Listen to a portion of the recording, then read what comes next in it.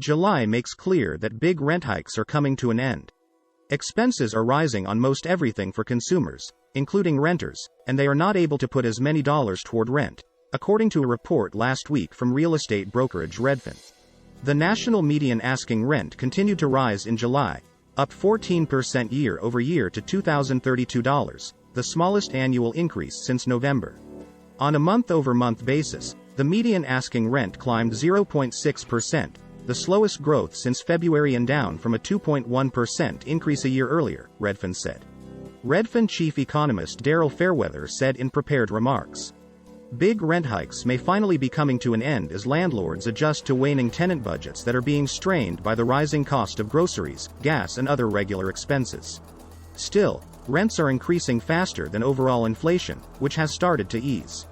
Fairweather added that he expects rental growth to continue to slow, but markets with strong job growth and limited new housing construction, such as New York and Seattle, will likely continue to experience large rent increases.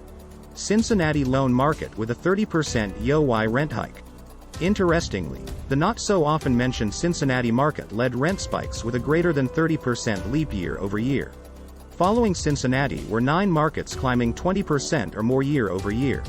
Nashville, 26%, Pittsburgh, 24%, New York City, 23%, Newark, 23%, Nassau County, 23%, New Brunswick, 23%, Seattle, 22%, and Indianapolis and San Antonio at 21%. Milwaukee and Minneapolis were the top 2 falling markets. Class C retention rates slipping more than expected. Last week, RealPage's Jay Parsons noted that retention rates for Class C apartments dropped more than expected in July, Globest.com reported, to end 2 percentage points down year over year to 58.1%. And while that's still well above Class A and B, as Class C renters tend to be stickiest with fewest available alternatives, it's also a 5-year low, Parsons writes.